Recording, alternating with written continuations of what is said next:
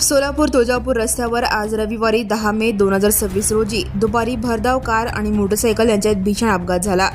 या अपघातात एका महिलेसह दोघे जखमी झाले आहेत। जखमींना उपचारासाठी हॉस्पिटलमध्ये दाखल करण्यात आले आहे।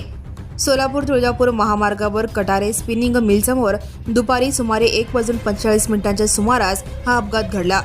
उत्तर सोलापूर तालुक्यातील राळेलास येथील हनुमंत बबन गायकवाड आणि त्यांची पत्नी सुवर्णा गायकवाड या दाम्पत्याला अपघातात गंभीर दुखापत झाली।